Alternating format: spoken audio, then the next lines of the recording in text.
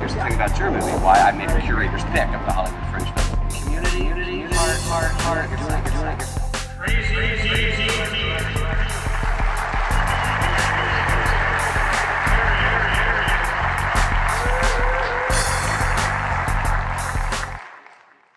This is Like It Is Radio, Black Intelligent Talk Radio. And you know, this is the breakdown. It's your man, Student Verley, sitting in with... Sweet Lou has come through, man. Our general manager is out doing the people's business. Right. And Lady AK is on the men, so we just handling business. We got this, man. So we have the pleasure of talking with someone who wants your vote for sheriff. Sure. And he's been on a couple of shows here. He's talking to us, and we're talking and listening to him. So I see Tim's reaching for the phone lines already. The numbers y'all already know, because we're going to dialogue with this man. And Mr. Bedwell, as you know, has been making the rounds, and he's been trying to tell us that we need a change. And especially, I just put that out there, some stuff has been happening under the new auspices of our, sheriff. And we appreciate the time that you come to talk to us and talk about your candidacy. But I guess with all the stuff going on in October 1st, we didn't see all the films, and what you're offering and promising us is more transparency. So I'll open the floor to you. And we'll also open the phone lines. Correct. But tell us your platform for those who may not be familiar. Mr. Tim Bedwell is a resident of the Vegas Valley, and he has been, and he's a Marine, so you know how that is. I'm down with that. 0311 my whole life. I had to carry that weapon. I slept with it. That was my friend. But in any event, we will talk to him and find out what's going on. So here's your platform, sir. Welcome to the breakdown, and thank you for taking the time to inform the community. Please let me thank you. I really appreciate being able to come on here and talk, because I think a lot of people have questions. You just already opened up the door to the October 1st shooting. Sure. And let me just tell you what transparency looks like to Tim Bedwell. Transparency is not taking a bunch of video and a bunch of records and throwing them out on a server somewhere and saying, here, you do what you want with that. And it's a bunch of video of people driving around on the freeway, and then they end up at a situation, but there's no context. What the Sheriff's Department, what Metro owes the public right now, is to tell you what happened, show you the evidence, and tell you what it says. Because people don't have any context. They look at these videos, they don't know what's going on. So it feeds the conspiracy theorists, and we don't need that in this town. We need the truth. Good point. We need to have everybody understand what happened, and we need to move forward from it. So that part of my candidacy, I will tell you right now, you will get a review of what happened, how the investigation was done, and an outline of what occurred, because that's what people want to know.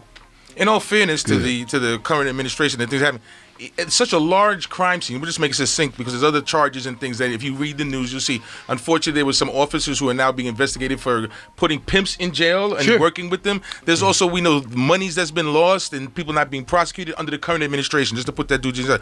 But as you look at it, the changes that you want to implement, do you think systemically they can happen? Because it looks like it's all an inside operation. From you with a PR person, you with this guy. It is. So you're right. I mean, from the outside, changing organizations is something that we're looking at. Maybe like, can you change it like we changed Uber? Status quo. Is it the status quo? That's how LAPD got changed.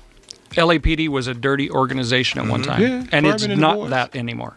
So to say that it can't be changed, I'm going to tell you right now, it can. You were a Marine. I was a Marine. Hoorah. Semper Fi. Right.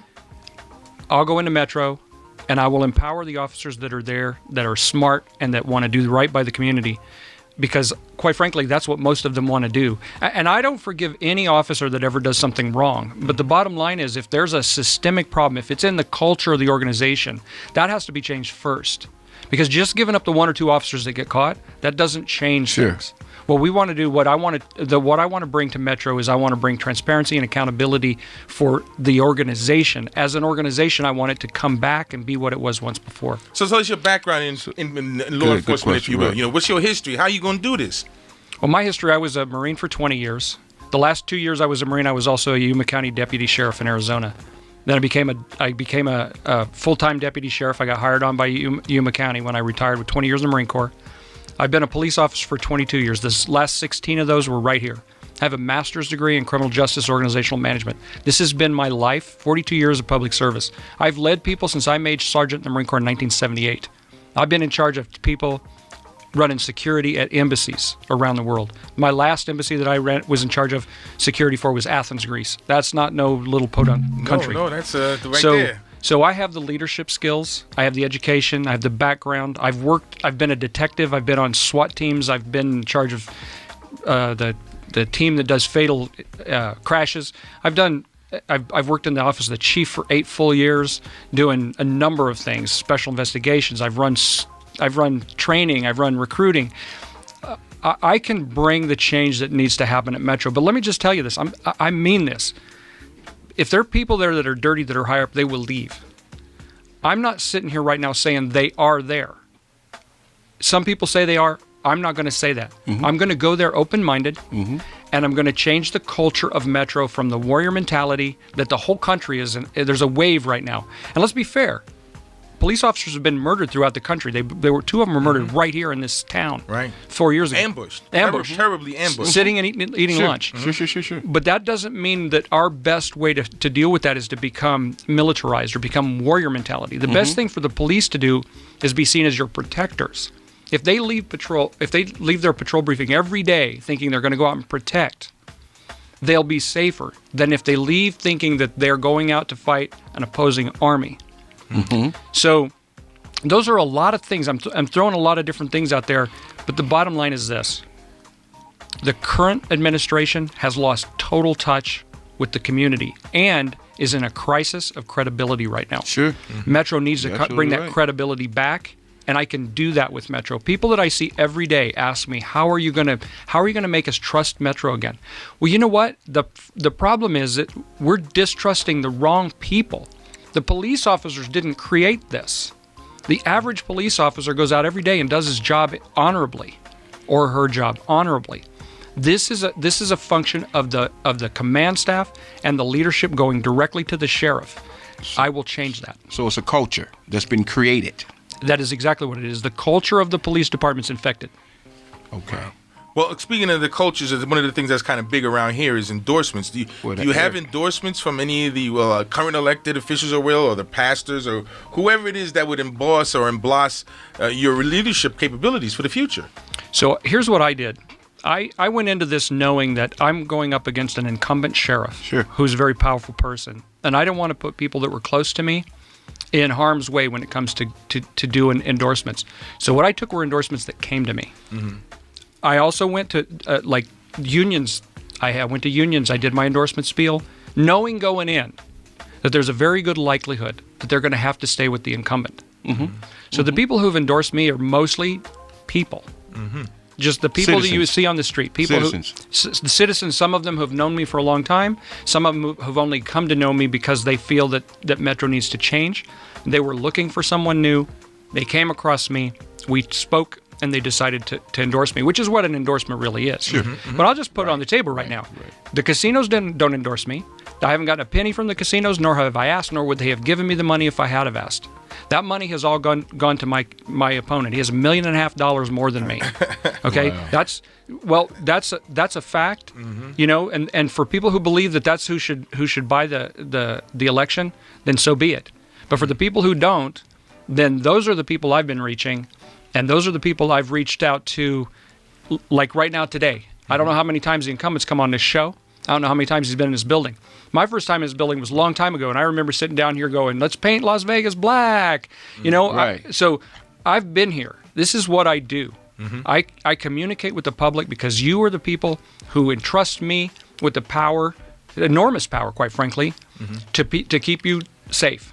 And that's our job. Well, I don't think there's any greater group, and I appreciate you saying that, but I don't think there's any other greater group other than the African Americans that are afflicted by Metro.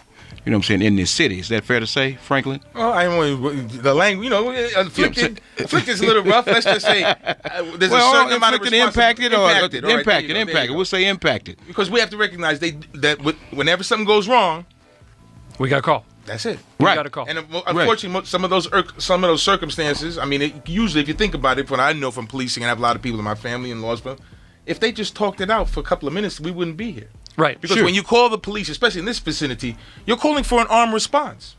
So we have to be mindful of that. You are calling for to stop the fire, so to speak, just Marine Corps terms. But sometimes, but it doesn't have to lead to the extreme violence that comes with that, right? Or something fatal. Luckily enough, we haven't had that here enough. Luckily, we haven't had that. Right. We haven't had anything get out of control. But let's talk about when you call the police and they come to your neighborhood, you want them to do what you ask, not necessarily what they think is the best thing for you. Absolutely. So sometimes that means there's some kids on my street and they won't let us drive through here. And when by kids, they usually mean 17, 18, 19-year-olds. And they won't let us drive through, or they don't get out of the way, or they act like they're gangsters. They're not asking us to come take all those young men to jail. Sure. And arrest them. And so we go out and arrest them for things like walking in a sidewalk, or walking in a street where sidewalks provided, or riding a bicycle on a sidewalk. You shouldn't be arrested for that. I don't care what neighborhood you're in. And in fact, you wouldn't be arrested for that in most of the neighborhoods in this valley. Isn't that called a neighborhood? And I will guarantee you that it's happened in this neighborhood. Oh, I know it's happening in this neighborhood. I'm You from know this- people. I get. It could have happened to you. It shouldn't happen. So the problem is that what we need at Metro is a culture of understanding that we are going out to police in the way that people want. Larry Burns used to be the captain of Bolden. That was my man. I've spoken to Larry Burns, and I can tell you that's a guy who I wish was back here right now. Sure. Because the fact of the matter is, he policed in the way you asked. He first asked what you want before they started policing. And Didn't the he culture run for was sheriff different here. prior? Yeah, he ran He for did, sheriff. and he ran for lost to sheriff. Gillespie, or to Yeah, he ran for- Lombardo He 4 lost years Lombardo, ago. right? Okay. Yes, sir. So, that's what I want to change. I want to have area command captains in all the area commands that have that sort of relationship with you, so they know what your neighborhood wants, what the police should bring you, and we need to be infectious with those police officers that they don't go rogue, so to speak, and they understand that their role is not how many misdemeanor arrests they can make every day. Because I'll tell you right now, that doesn't impress me. But numbers, speaking of this, we're talking about numbers and arrests. Apparently, crime is down, isn't it, overall? Well, that's what his ads. That's what I see comment ads are saying. Right. According to the sheriff's statistics, released statistics, crime is down 0.8%. 0.8%. However, let's keep in mind that 58 people murdered last October 1st aren't counted in that. Why not? You'll have to ask the sheriff that, because I sure would count them. 58 lives matter to me. And in Sure. fact, this wasn't an airplane didn't get hijacked in Minnesota and flown down here and flown into a crowd. This was a crime that was committed by a Nevadan in Nevada on mostly Nevadans. That's correct. The problem is it needs to be taken care of by local police. It's not a federal jurisdiction problem in any way whatsoever. It isn't, but I mean, just to throw the number at it, can the current size of Metro do better than the FBI can in such a large crime scene? Absolutely. We have 2,800 sworn police officers right here in the valley. The FBI can't bring that many people there. And I'll tell you what, I've worked with the FBI. I have a lot of respect for the FBI, but their expertise is not on crime scenes. They have crime scene specialists that can help us. I can see that. But the fact of the matter is, we deal with homicides every single day. Right. Metro deals with homicides every single day. This was a mass event, and it was a mass murder, and what we needed from the feds we got, but we asked for that. They don't come in and take over. We asked for BATF to help us with firearms. We asked. Well, just people who don't know BTB. Oh, I'm sorry. The alcohol, right. alcohol, tobacco, firearms. We asked them to help us because they can do the forensics on firearms. We asked for the FBI to help us with other things. We asked for other agencies that maybe we wouldn't even talk about here to do certain background things, to find out things on the people that were involved and may not be in the country anymore. So, because this was because one person keep in was mind, abroad, they had to bring his girlfriend back from Right. another country, extradition. She was allegedly in the Philippines when it happened and was brought back from the Philippines by the feds. But the fact of the matter is that the sheriff has absolute authority in the county for this crime. Anything that he asks of others from the feds, they give him. But there is no one at the federal government level that has the power to tell the sheriff to step aside in any way in this crime. Absolutely not. I mean, we often see that in the movies, when the feds come, Doesn't in, work locals like that. move out. Yeah, everybody No, knows. it doesn't work like that. I've been involved in a homicide that very much was like that. It involved a federal officer who killed a man, and I was the detective that was in charge of it when I was with Yuma County, Arizona. And I'll tell you what, when the FBI came and tried to take over, I found out from the sheriff what happens when you let any of that happen. I'm just telling you, the fact of the matter is, the sheriff is the person that is in charge of law enforcement here, and you know why that's good? Because he answers only to the voters. He answers to the people. And quite frankly, one of the problems I have with the sheriff right now is that he hasn't come down for a report card lately. The sheriff should be seeing his boss, which is you and everybody in this room, regularly, because that's the only people he works for. He doesn't work for the casinos. He doesn't work for the federal government, doesn't work for the county commissioner or the mayor's office. The sheriff is an elected official by the statute, by Nevada revised statute. is answerable solely to the people. Should that? Well, I guess we got to take a break because I see Tim just looking at me. Right. But I guess when you come back, if you could explain what the sheriff is, because I guess that explains the whole thing. Because now we know we have Henderson Police Department and Northtown, right. And Mesquite. Because you handle Mesquite. Because I know Clyde Bundy's people's up there. I saw Metro when they had the guns drawn them. So, but we'll talk about all that. We're talking with Mr. Bedwell, who's running for office. He wants to talk to us. He has been doing so. And you posed the question: how many other folks have come here? He did. More than once. Tim's take us to a break. We'll be right back. We got to take your calls when you come back to 702-647-3688. It's The Breakdown. Sly and the Family Stones, y'all. In case you don't know, I always love Larry Graham's voice in that low melodic voice. This is The Breakdown. We funking you out. We're talking with Mr. Tim Bedwell. My man, Sweet Luke Collins, is handling his business, and it's your man, Student Verily Present, trying to keep you in the dialogue with what's going forward. You know, so many things happening. And I guess the question I had left was, if you could explain the parameters of the sheriff's position in terms of what we know, because there are other police departments that are under your jurisdiction. Are they under your jurisdiction? Does that fall into Metro? Yeah, a lot of people don't understand that even if you have a chief, you live in North Las Vegas or you live in Henderson or one of the other municipalities, you have a chief of police, but the sheriff is still your sheriff. The difference is Metro only, Metro patrols and their jurisdiction, for lack of a better term, is all of unincorporated Clark County, the city of Las Vegas, and some other places like Laughlin. That's just the places that Metro patrols. But the sheriff's responsible for public safety throughout the county, and Metro assists everybody in the county. Mm-hmm. You know, there's multi-agency task force. They're all centered around Metro. So one of the things I just try to make sure everybody understands, if you vote, and I hope you vote, mm-hmm. the sheriff is on everyone's ballot. It doesn't matter whether you're registered as a Republican or a Democrat or anything else. It's a nonpartisan race, so it will be on your ballot. And no matter where you live in Clark County, you can vote for sheriff. And the sheriff is very important for you because, as you can see, whether he does something right or wrong, the whole valley, mm-hmm. is affected by it. Not only by the fact that that's what the people see around the world, but also by the fact that he is your sheriff. The sheriff is everyone's sheriff in the county. And even as you look at other proprieties, I'm not too sure. I'm from New York, so they have a different mandate for the police. Should that be an elected position or an appointed position? And if so appointed, who would appoint them? Because it seems like a lot of different agencies, and even as we look at Sessions and how with the things he had to go through the confirmation hearings, because it's basically all still law enforcement. Right. Is that the advantage of an election or an disadvantage, or proportionally as the state is growing with the amount of people having that appointment and professionalism? Well, here's what the state legislature decided when the Las Vegas Police Department and the Clark County Sheriff, the Clark County Sheriff's Department and the Las Vegas Police Department were merged in 1973. It took 4 years at the legislature in order to get this enacted, and the reason for that is because state legislature is supreme in Nevada. We don't have the ability to do those things at local level. So what they decided, and through that election, and it's codified in the actual Nevada revised statute, is that the sheriff would be the top law enforcement official and report solely to the people, to the voters. They made that decision because they didn't want it to be a political appointment where you have all this wrangling going on between, say, the county commission and the Las Vegas City Council and the mayor and this and that. No, let the voter decide. Mm-hmm. My personal opinion is that is the right way to do it anyway, because as sheriff, you want him to be on, or her, whoever, if there's a woman sheriff elected, you want that person to be autonomous from the county commission. Now, the county commission, the fiscal affairs board, decides what Metro's budget is going to be. Mm-hmm. Now, that's made up of 2 people that are on the city council, 2 people are on the county commission, and a person who's appointed from local businesses. They decide the sheriff's budget, but they don't run Metro. Mm-hmm. The person that runs Metro is the sheriff. Of course, now, quite frankly, the sheriff doesn't manage day-to-day functions at Metro. That's done by a command staff, and that goes all the way down through the people. There's almost 6,000 people there. They have a $600,000 budget. So it's not a small operation. No. But that's why it's that way, and it should be that way.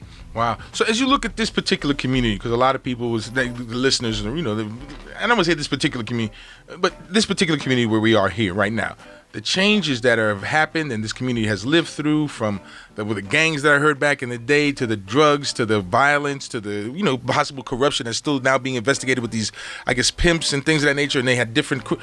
this particular community has seen a lot of policing. Yeah.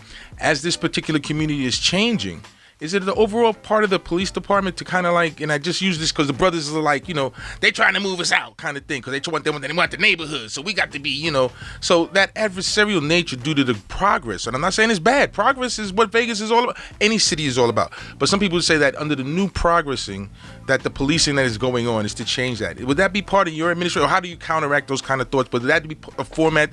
How do you assuage these people's fears? Well, that shouldn't be a part of policing at all. Defining what a neighborhood looks like is absolutely not up to police. That's not what policing is about, and it shouldn't be done that way. What I see is that too many people think that we're going to come in and do what we want to do, and that's the way it's going to be, and you really don't have a voice. And I think we need to get back to you having a voice. And the gang unit, you brought up the gang unit, I think it's a great example. So I believe the gang unit should come back. The sheriff did away with the gang unit, and we had MS-13 got out of control. We had a whole bunch of murders. They weren't able to hide those any longer. They had to admit that they had happened. Well, the fact is that they shouldn't have happened. But a gang unit shouldn't be judged by how many young men they classify to be gangsters. Mm-hmm. A gang unit should be judged by how little of a gang problem we have. So the difference that I try to, especially in this neighborhood, in this community, we got on the west side in North Las Vegas, I try to tell people I don't want gang units coming up in your neighborhood looking like the military. What I want them doing is focusing on real gangsters. I don't want them trying to take 16-year-olds and make gangsters out of them, if that makes sense. Because I think that's where we get feared, is because we roll up, take over the block, and people ask questions, we don't answer them.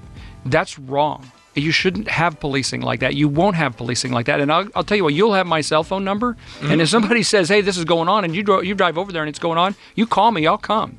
But that's what a lot of people say. And I mean, I drive through this neighborhood, and I'm blessed to live in a different neighborhood. I see more police. I just see more, and I'm not saying the activity, but I see more patrols. I'm not saying in the recent increase due to the possibility of that's what some of the brothers with gentrification, but I'm just saying I just see how do you explain, how would a common sense person explain that? I don't see them everywhere, but I see them here. Right. And I mean not just on the west side. I'm talking about sometimes Maryland Park, where the community is black and brown. Right. Well, what you need to be able to do is you need to be able to ask that of the elected official that's in charge. You also need to be able to ask that of the area command captain. So if you're able to do that, if you didn't have this question, we wouldn't have a problem. I don't think you would have this question if you felt like you could reach out and get an answer from the person in charge of it. Because I'll tell you right now, you should be able to do that with the person that you have elected sheriff. Agreed. Period. Agreed. And I mean, we have many airways here, and I don't want to make it around our show. Sure. But we hope that we can keep that open door policy because, as I said, I know that the other individuals, we do have a show here. Mujaheen Ramadan works community policing and outreach. We could probably get a little bit more input from the sheriff because we don't hear from him that much. But at the same time, the growth of this community, in terms of the concepts and the way of, I don't mean the community, I mean all of Las Vegas, that policing mentality, because before we had Captain Plummer in here, we had the other captain, I forgot his name, but they talked about the mentality that was changing. Is that changing fast enough for somebody on the inside to understand? I mean, like yourself, you say you can change it all. I believe Captain Plummer, they use the old Giuliani term of broken windows. Right. Well, and out here, if I lock him up, we'll find a charge for him later. That wouldn't be pervasive under your administration. That would absolutely not be tolerated under my administration. I will not allow people to use that theory. And the reason for it is because that is people sitting in a big stone castle deciding what it is you need and coming and forcing it down your throat. That is not what law enforcement is about. That is what militarization is about. Good term. I know you know what you're talking about. You got that Marine Corps look in your eye. But as we look at that, even in terms of this politicization of the minority or the lack of minority recruitment, in this particular area, we have a captain now, an Asian American, a female, which is a great step forward for the organization to have somebody out. We hope to have her up here shortly. But would you be able to say that you could have, and I recognize the other people, we've had Henderson in here, North Las Vegas, they do come and try to get recruits from our community. So here's the thing. This is my biggest problem with that, and I'm going a little bit off track from what you asked, but this is the problem. No, we want to hear. Your young black men, our young black men, can't qualify. True. Many in many times, cases. Exactly. And I'm going to broaden a broad brush here because I want to make a clear statement. Many times, because we've arrested them for things that their peers in other neighborhoods would have never had a rap sheet for. That's wrong.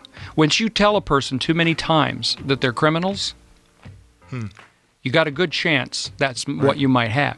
But my point is that instead of getting arrested, and I learned this when I was, believe it or not, when I was a recruiter for the Marine Corps. I had a reservation, and I actually had 3 reservations, Indian reservations, and young Indians, men, were being arrested on vastly different terms than young white men. So we couldn't qualify them. We had to bring the general from headquarters Marine Corps out to go down and talk to the tribe to get the Marine Corps to change the rules. I'll tell you, I'll do the same thing. I've seen it work in an area that, for different reasons, that discrimination was going on. I've seen it work. I've seen it fixed. We can fix it here. And Metro can, in 5 or 6 years, start looking more like the neighborhood, because we'll be able to qualify these young men that are coming up right now who shouldn't have to hide when they see a cop car come around the corner. Well, I know not a lot, but I believe that a certain amount of individuals who may get snatched or popped or whatever the term is, caught for marijuana. Now marijuana is legal. Right. And I mean, the people upstate who are locked up and those kind of things. So we need to go back and expunge those records. I mean, we have to go to the legislature, and we need to create law, and we got to fix that, because people shouldn't be held accountable now by the different system. I'm 30 and somebody else is 30, and because I got arrested 5 years ago for marijuana and I'm out smoking it every day, the guy who got caught 5 years ago is in trouble. That's just wrong. We need to fix that, and it can be fixed. Wow. So when you look at that, I mean, we had, I believe it was State Senator McCurdy who was trying to get that kind of thing. Would you be willing to work with the legislature upon your election to try to get those things done? I think it was Mr. McCurdy Jr., a state legislator who was upstate, and he was trying to get some type of, repeal, or looking at exactly what you're saying. What a lot of people don't know is Metro has a whole section of intergovernmental services people that do just this. They go to the legislature and they lobby issues like this. We should be partnering on what those issues are. It shouldn't be just Metro going up there getting what they want. It should be us as the public, as the people of Clark County, proposing changes to legislation and going up there together and getting it passed. It can absolutely happen. I guess you'd have to have a focus group and kind of those kind of get some elected officials on both sides to kind of, work together towards to have this resolved. Yeah, but to be fair, we shouldn't be having that focus group 2 weeks before a session starts. We should be having that focus group every day, every week, every month. We should have regular meetings. I've already stated I will absolutely meet with the public a minimum of once a month. Some of those will do at Metro, and some of those will do other people host it. And however many come will come. But if you won't be able to complain if I'm here listening to you and making change. That's my goal. My goal is to listen to you and make the change you want at Metro. Well, before we go any further, how can people reach you? Because I recognize that everybody's technologically sound now. I see you have some quite a few billboards up showing your good side. Tell them how they can reach you, because some of the folks are just listening now may just becoming aware of your candidacy. They've seen your sign, but they don't know who you are. It's super easy to find me. I'm at bedwellforsheriff.com. I'm Bedwell for Sheriff on Facebook. I'm also Tim Bedwell on Facebook. It's pretty easy to find me. I'm Tim Bedwell on Twitter. Most importantly, if you Google me, I've been around here for a long time, and you'll find out a lot about me. Is this the first time you're running for sheriff? It's the first time I've run for any office, yes. Wow. So you really want change. You want to make the change. I jumped in with both feet. What's that phrase? Be the change? Be the change you want to see. I'm dated, I don't catch up all these new colloquial phrases. But as we look at that, even within this whole police understanding and concept, you use the term militarization. A lot of the budget that we get or look at or seeing the things that they're buying. Yeah. I mean, I know it's a big city. I just got stuck in traffic over there. It was unbelievable. It made me feel like New York. I kind of liked it. But is that really necessary here in Vegas? Are we really a target? I mean, not to say we're not, because I recognize we had even before that, we had the terrorists stay here and have a good time before they went and did what they did 9/11, and now we have October 1st. With the football team coming and all this other stuff. We need the equipment. We need a different mindset. We need the equipment. We need to be able to respond to anything that happens. It's already been proven we'll have these things here. October 1 definitely opened our eyes. Our eyes were open before that. To be fair, we were planning for that kind of thing years ago. But the fact is, we need the equipment, and people will trust us with it if they trust us. Right? Right. No, for sure. So when we bring down to you the culture you want to see in law enforcement, you'll trust us with that equipment. The people pushing back about the equipment now aren't doing it because the equipment scares them. Right? Am I right? Well, I tell you, let's be fair. The tank is kind of frightening coming down your block in the middle of the night, and the helicopter with the lights can be a little disconcerting at least. Are you maybe worried about the person driving it? All of the above. All of the above. Well, here's what. We're not going to deploy no tanks, period. The Bearcats that SWAT uses, very well, they're built, purpose-built for what they do. They're built to be able to go in. We can go into any situation. We don't have to worry about our officers being shot, and we can go to things quicker because we don't have to wait for it to be resolved necessarily. Where they can take fire all the way up to the door, and they can get in there and save you if they have to. Oh, That's why we have those. Well, not everybody. It is intimidating. You have seen them. You know, if you've been. I've ridden on them. I've stood on the side of them and went down I know what it looks like. Yeah, it can be a little disconcerting. But even as you look at that, what we look at in terms of Metro, overall, it's a pretty good organization, though, Fantastic. statistically, right? It's a fantastic organization with wonderful people. When people ask me what changes are you going to take there, what ideas are you bringing to Metro, I'm not going to bring anything to Metro that somebody else hasn't already thought about. I don't go into a room thinking I'm the smartest person there.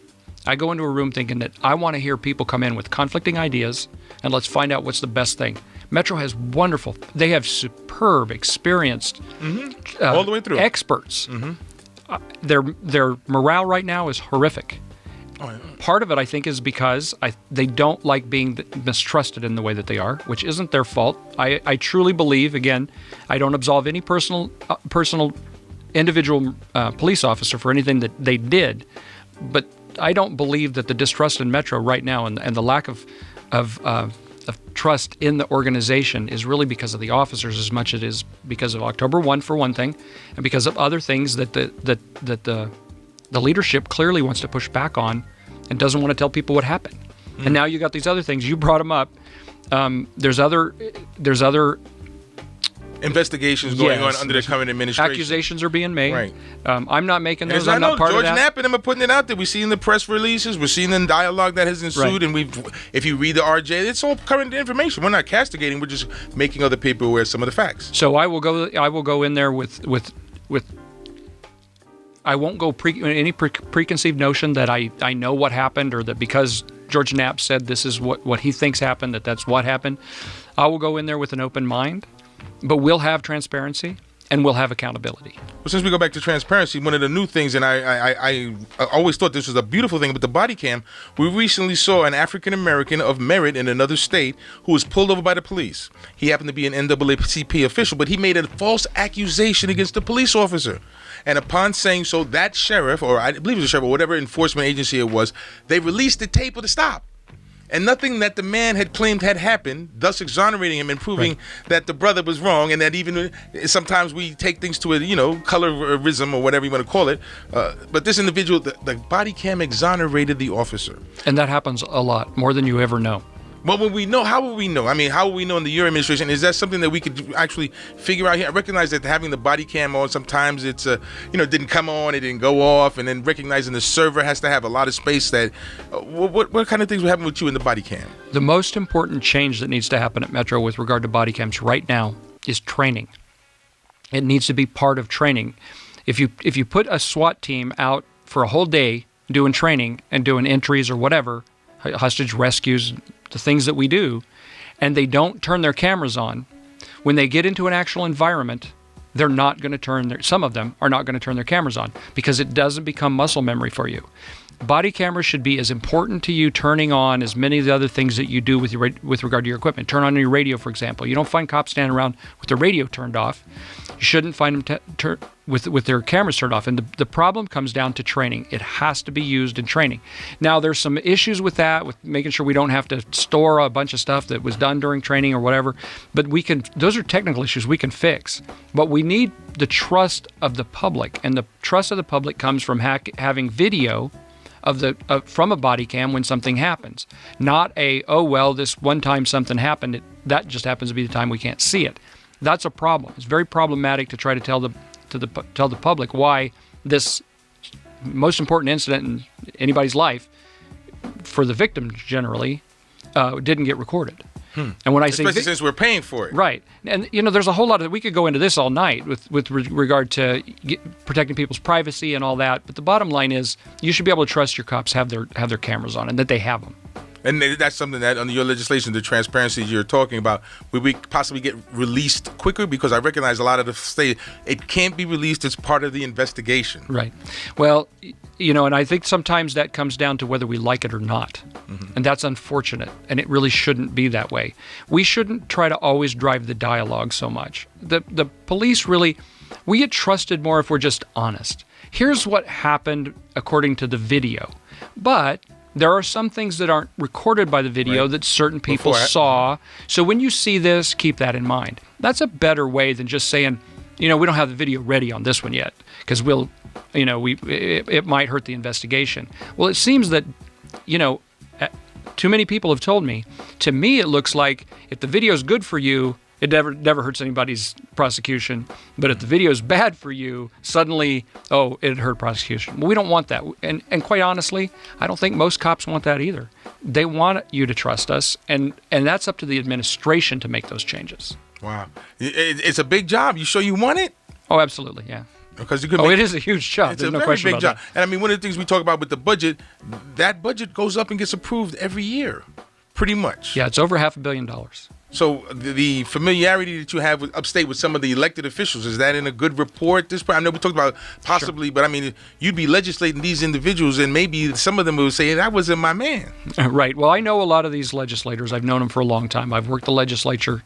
I stayed the whole 4 months at the legislature in 2013. So I've worked with most of the elected people in the Valley who've been around for any time and in the whole state. Yeah, I understand why they're not necessarily coming out for the person that's running against the incumbent. But it doesn't change. When it's time to do business, what they want is somebody who comes up there, has their ducks in a row, can tell you why we need this, why we didn't spend on that, and have an organized effort that takes into account what the public really wants. And that's what they want in Carson City. They don't necessarily want the guy they like all the time. They want the person that brings them the product that will work.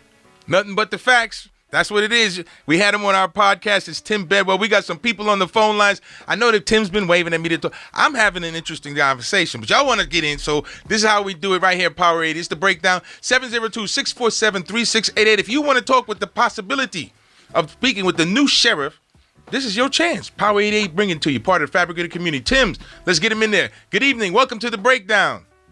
Welcome. This is Brian Harris. How are you? We're always waiting for your call, Brian. You man, go ahead. You always up in here. That's right. Because this is worth listening to. Is the breakdown. You're right about that. But anyway, hats off. I met Tim a while back, and I vetted him a lot. And the biggest issue we have is we have to face the fact that everybody has biases. We have to control those biases more importantly in the police than anywhere else. And one of the things that we need is some type of a scorecard to try to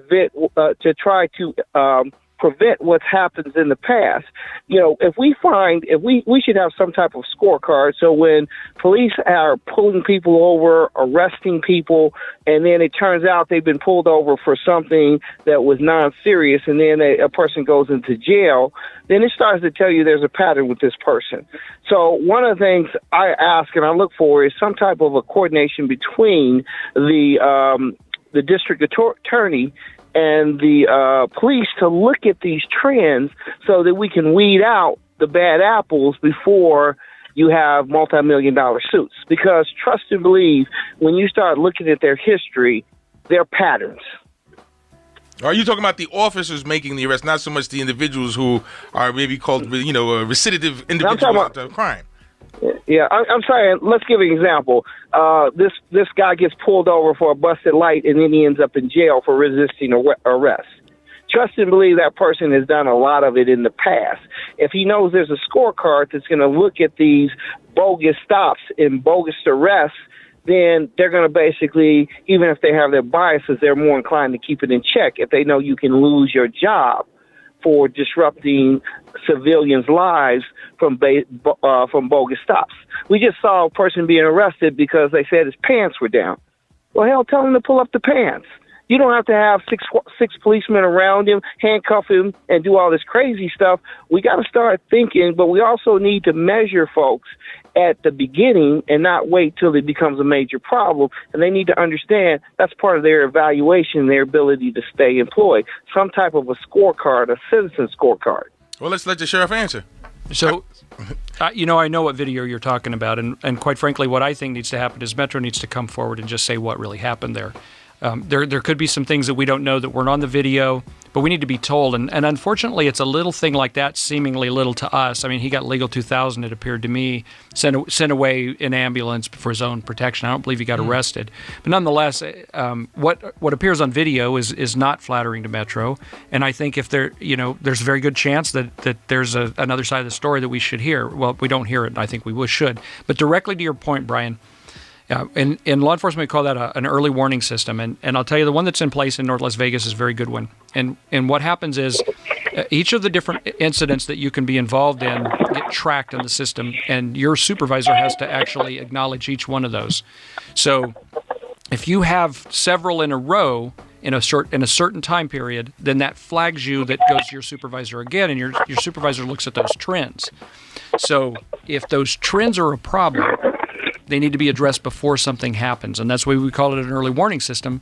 Because just like Brian just said, what we want to do is we want to try to identify a police officer who maybe it may be because of the patrol area they're working in, whatever it is. Let's identify what it is, discuss it with them, and make the adjustments that are necessary to make sure that what they're doing is appropriate. So it's easy to do this. And hey, Brian, stop we can hear moving. your car. Stop moving around, Brian, man. Turn him down a little, Okay. Tims. But we appreciate it because we got other people here, and you've been on Brian's show. Yeah. We do appreciate that. And you can also check out, because we put it all on video right here with Lordland Films. You can check it out right on your own Cox Cable Television, and we've done a podcast with you, Just the Facts. But Brian, we do appreciate your call. We're going to get some more folks in here because you'll be in the place to be on Monday. It'll be 10:30, I think he comes on. 10:30? Monday mornings. The Black Book, he's got so many interesting economic views. Y'all need to check him out and listen to him every now and then. And, we keep him plugged in here. Tims, let's get the next one in here because I look at the clock. We've been talking so long. Oh, yeah. This is good time. So this was about spreading information because I believe everything comes out of dialogue. Good evening. Welcome to The Breakdown. Good evening. How are all of you gentlemen? Great. Well, thank you for your participation. What you got, sis?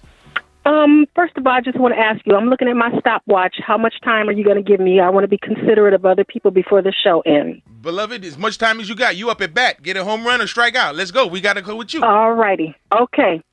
Thursday night, May 24th, Vegas and Rainbow. After 11 p.m., three cars of undercover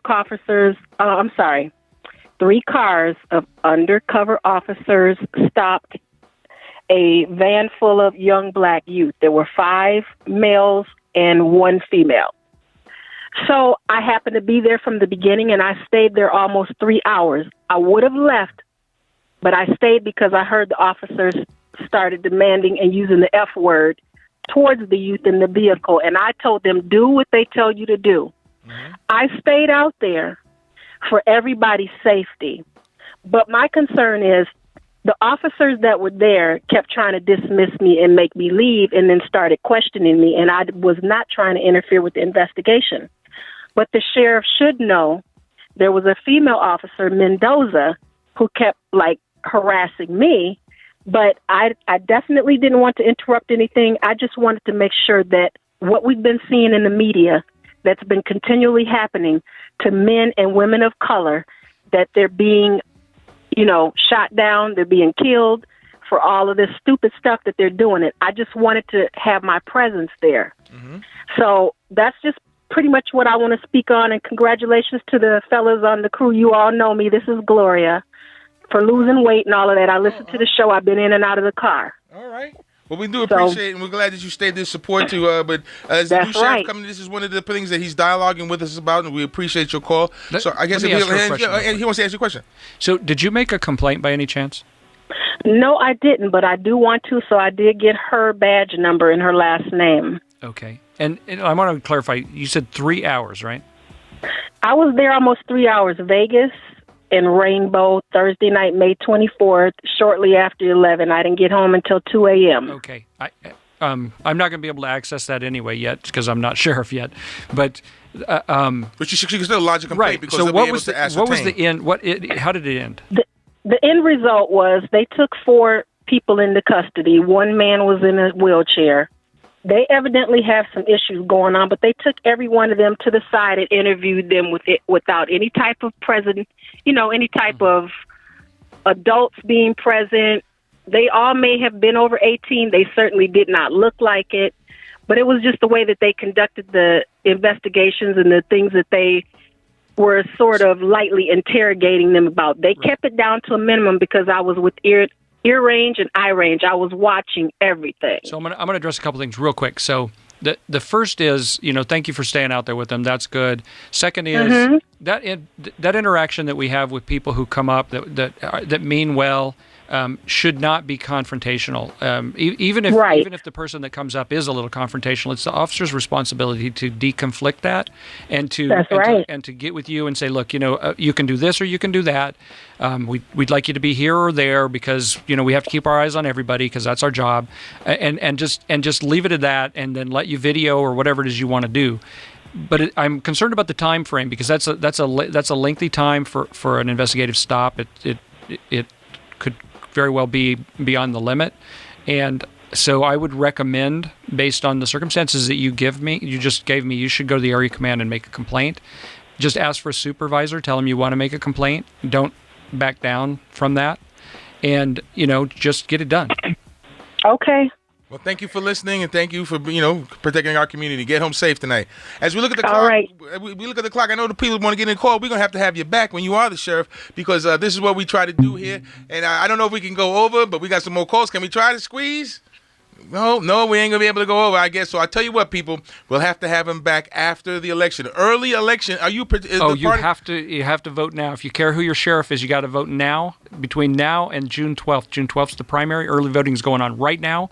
And the thing is, if this could be won in the primary, it won't be on your general election in November. If one of us gets more than 50% of the vote, 50% plus one vote, and it's over in June. You must vote for sheriff. If you want to vote for me, please come out in early voting and get it done right now. And you can look online. It's easy to find a place close by to do it. And you know where you can vote because we got to vote. It's midterm elections, as they would say. But if you have somebody willing to dialogue with you, as much as this individual has, he has a desire to make a change, and he's expressed that change to us clearly on several formats at this radio station. You need to vote. That's all I can say. If you're not happy with what it is and you seek change, Mr. Bedwell is offering you change. If it is you're happy with this stuff, we will be able to keep you going. But Power 88 got to get on our back. You can check all of this stuff out on Lordland Films because Mr. Bedwell has that's B-E-D well, and he has been here talking to us. We got more phone lines. We don't have more time. So get out and vote. Check out what's happening on Lordland Films on YouTube, and also what? Oh, he was talking about Like It Is Radio. We got Like It Is Radio. He's been on Like It Is Radio. All of that stuff is on Lordland Films on your Cox Cable, YouTube. Check it out. I just got to say one thing. I had a chance to sit down with my man LeBlack a little earlier today and the Terminal Realness crew on the internet. Oh, man, we got to go back and do that thing. But everything is available to you. Participate in the vote. Make your decisions. If you like what you've heard, you know which way to go. If it is that you want other folks, and we always look for people to come dialogue with us, especially in this election season, please reach out to Power 88. We will dialogue with you if you want to dialogue with us. Again, check out most of the stuff happening right here, Lordland Films on YouTube. You can see several, because I think you did Brian's show, you did the Just the Facts with Seymour and myself, and Lordland Films, my man Crazy D. We really appreciate the time and the outreach that you've extended to us. Oh, no, it's my pleasure. I appreciate all of you giving me the opportunity. That's important. And I'm glad you didn't come in here in a uniform. Just because I see the sheriff a lot, he comes in uniforms. That kind of changes the interview. So I do appreciate the fact that you came in. And also shout out to your staff who's here and your lovely wife. So you as a family, man, y'all travel together. We appreciate that also. That's right. But again, this is an election season. If you care, you will vote. This is Like It Is Radio, Black Intelligent Talk Radio.